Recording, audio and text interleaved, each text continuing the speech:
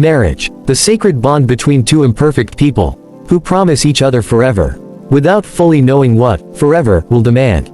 It begins with butterflies and moonlight, with laughter over late-night snacks, with hands that intertwine like roots in fertile soil. But life is not a romance novel, it's a reality check.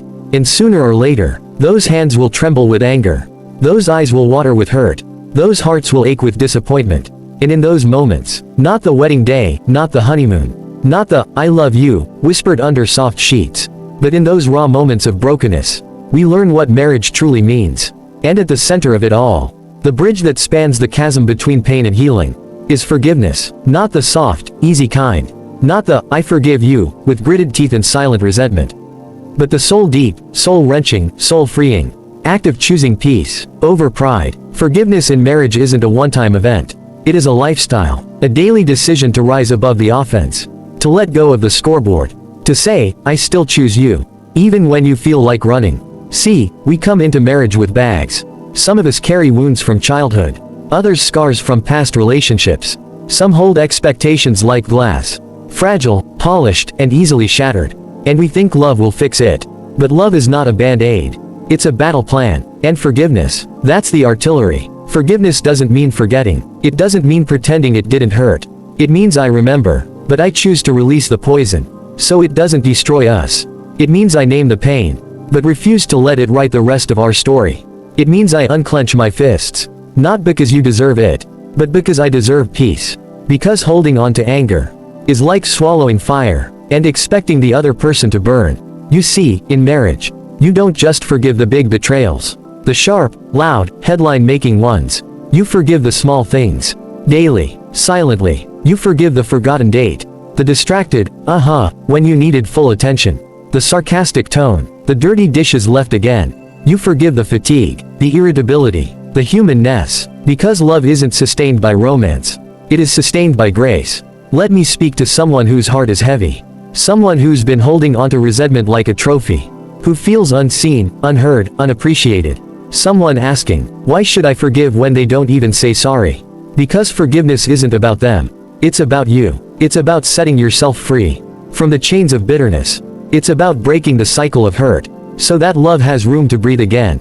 You can't build intimacy on a foundation of grudges. Hear me. Forgiveness doesn't say, what you did was okay. It says, what you did hurt, but I choose not to make you my enemy.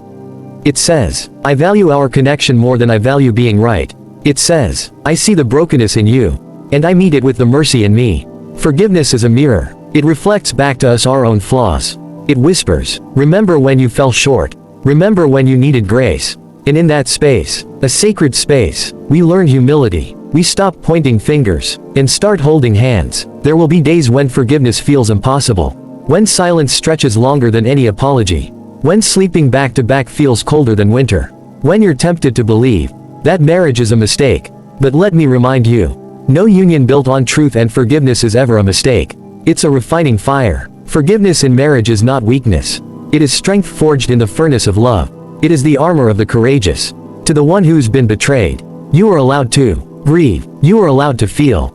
But don't let the wound become your identity. You are more than what was done to you. And your marriage can still rise from ashes, if both are willing to rebuild. To the one who caused the hurt, don't just ask for forgiveness. Live it. Change. Repent. Apologize with action. Let your love be louder than your mistakes. Forgiveness is not just granted. It's nurtured, fed daily by honesty, vulnerability, and consistency. I know some are listening and thinking, but what if I've forgiven 100 times already? Then, you're walking in the way of love. Because forgiveness has no finish line, only mile markers of growth. Jesus, the great example, said, 70 times 7, not to exhaust you, but to expand you, to teach you that love costs. And it's worth every tear. When forgiveness flows in a marriage, something divine happens. The air shifts, walls crumble, hearts soften, we stop being enemies, and remember we are teammates. In a world that loves to pit us against each other, we start to speak life again. We rediscover laughter in the ordinary. We see the person, not the offense. And one day, years from now, you'll look at each other, weathered, wiser, holding hands marked by time, and realize, it wasn't the perfect vacations, or the Instagram-worthy moments, that held you together. It was the whispered, I forgive you, in the middle of the storm. It was the tearful hug after the slammed door. It was the choice to stay. To try again. To believe again. Marriage is not about two perfect people. It's about two willing people. Willing to forgive. Willing to grow. Willing to try one more time. Even when everything says give up. Let the world glamorize escape routes. But you fight for restoration. Let the culture celebrate canceling. But you resurrect love from the grave. Let others nurse their pride. But you let go to hold on. Because forgiveness in marriage isn't about forgetting what happened. It's about remembering what matters. It's about looking into the eyes of the one you chose. And choosing them, again, today. Even if their flaws are showing. Even if your patience is thin. Even if you're tired. Even if the world tells you to walk away. Because this is your person. And they won't be perfect. But neither are you. And grace meets in the middle. So forgive. Forgive boldly. Forgive slowly if you must. But surely. Forgive with trembling hands and tear-streaked cheeks. Forgive even when your voice shakes. Forgive is an act of rebellion against bitterness. And let forgiveness be your legacy. In the quiet years, when the kids are grown, when the photos have faded, when your bodies have slowed, you'll sit beside each other, wrinkles and all, and whisper, it wasn't easy, but it was worth it. Because you didn't just marry. You forgave. And that is how love survives. That is how love thrives. Thank you.